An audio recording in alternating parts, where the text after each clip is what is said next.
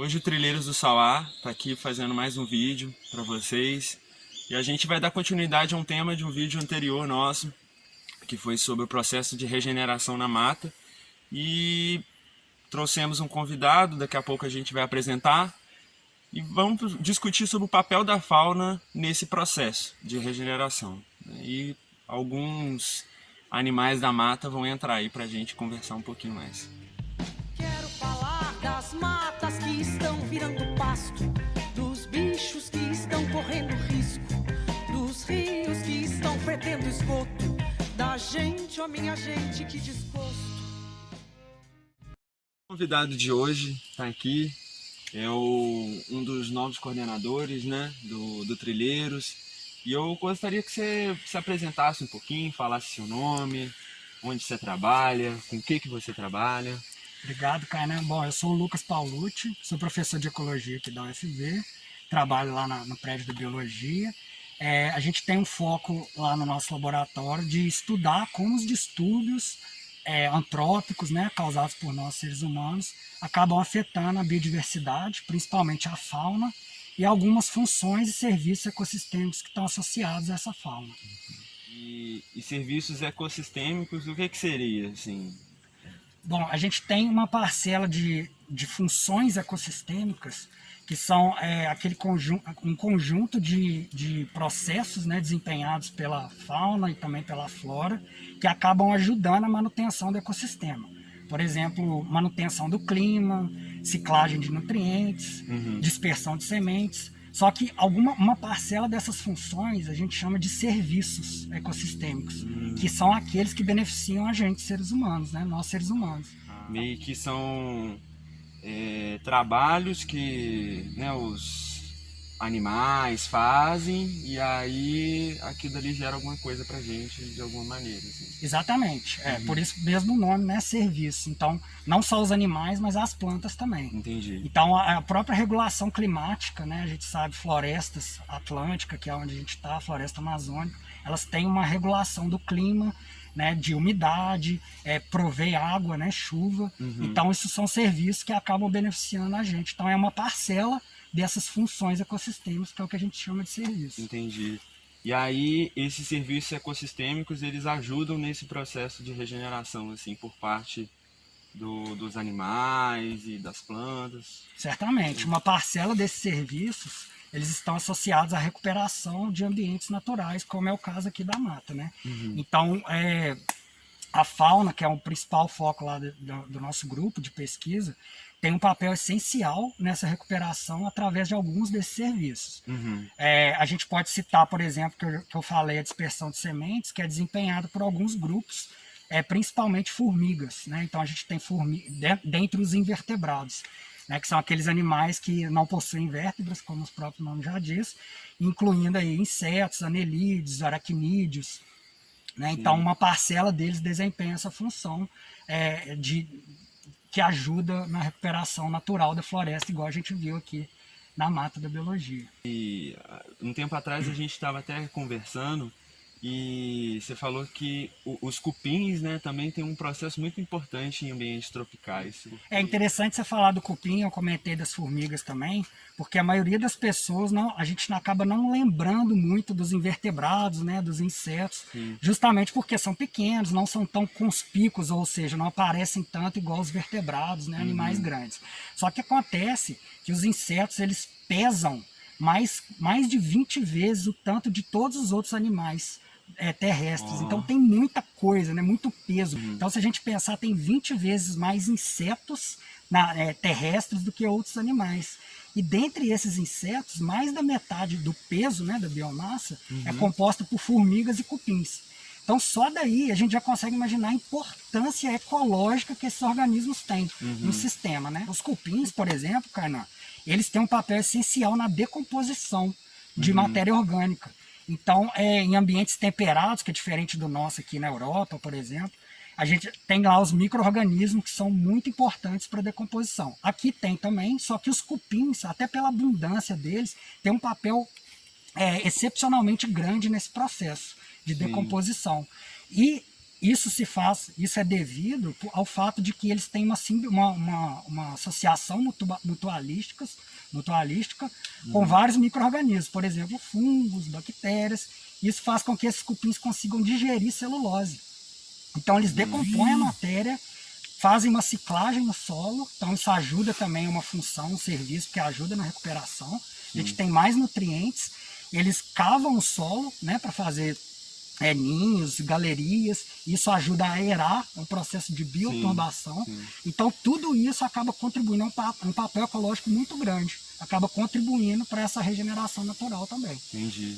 Onde que você enxerga assim, que poderia esses serviços e ecossistemas acontecerem? Talvez melhorando o solo? Quais essas características? Sim, certamente melhorando o solo por causa da disponibilidade de nutrientes. Né? Então a gente tem mais nutriente ali que favorece o crescimento de plantas. Essa parte da bioturbação e a aeração do solo é muito importante, então o solo não fica tão compacto. E isso não só cupim, mas formiga também faz. E o outro papel que é essencial, que eu comentei aí já mais no caso das formigas, é a dispersão de sementes. A gente sabe que elas são grandes responsáveis por remover sementes no solo da floresta.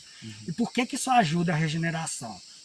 A gente tem esse processo de remoção, na maioria das vezes as sementes vão acabar indo para um local que é mais favorável, porque na região do ninho das formigas tem mais nutrientes também, o solo é menos compacto. E além disso, elas removem essas sementes para longe da planta parental, ou seja, a planta que gerou aquelas sementes. Então, consequentemente, a gente tem menos competição entre as futuras plantas, né? As plântulas, que é o nome que a gente usa. Então, elas ficam mais espalhadas. E além disso, essa menor concentração atrai menos predadores de sementes. Então todo esse processo acaba aumentando a regeneração da floresta por causa desse serviço também, no caso das formigas.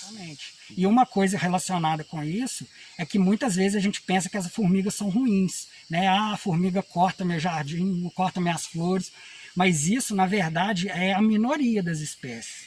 Dessas 12 mil que a gente sabe descritas, né, tem várias outras ainda que ainda não são descritas pela ciência, menos de 0,5% são as que cortam folha. Né? Então, na verdade, muitas delas têm um papel essencial até no controle de pragas. Muitas são predadoras também. E acabam predando herbívoros que consomem essas plântulas e isso facilita, de novo, aquele processo de regeneração. Isso pode acontecer. E outro animal que a gente tinha conversado também são as aves, né? Que são grandes dispersores. Já vi até alguns projetos de recuperação, né? Que você coloca umas árvores que justamente vão atrair, né? Com frutos e tudo. E aí, qual o papel das aves assim nesse processo? Como que ocorre esse serviço ecossistêmico?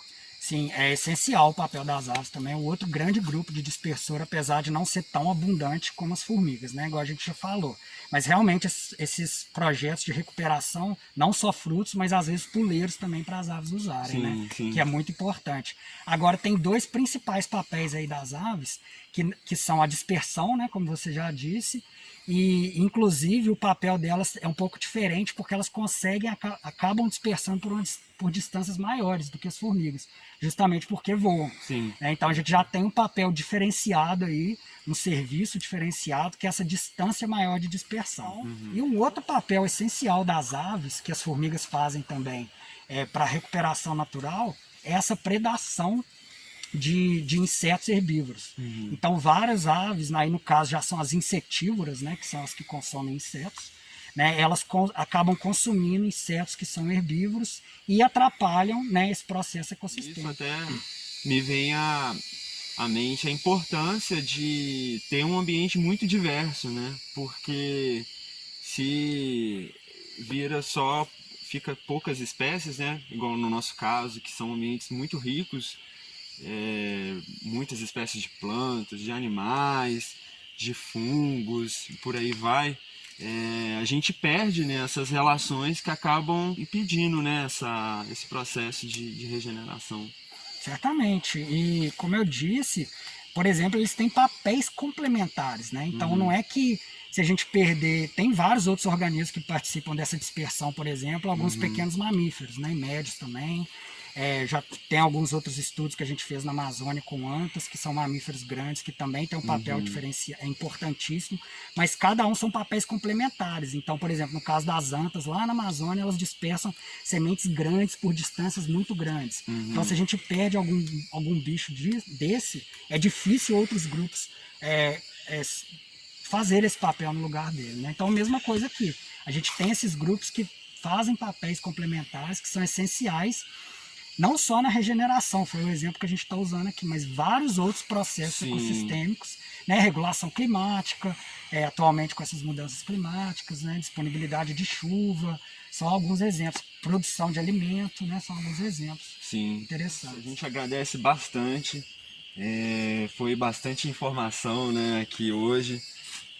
Muita coisa, muitos elementos diferentes, a gente conversando sobre isso tudo. Agradecemos novamente a sua participação. É sempre bom ter gente nova aqui gravando também, gente experiente como você, já fez muitos trabalhos de campo, né? E espero que você venha mais vezes, participe mais vezes e conte mais também de outros trabalhos. Com certeza, eu que agradeço, Kainan. Grande oportunidade. Estou aí, só me chamar que estou de volta. Adorei também. Valeu. A gente agradece, gente. Curte, comenta aí pra nós, que a gente vai entendendo como tá rolando nosso trabalho. Até mais. Os índios que estão perdendo espaço, das flores que estão ficando à sombra, do lixo para onde vai o lixo.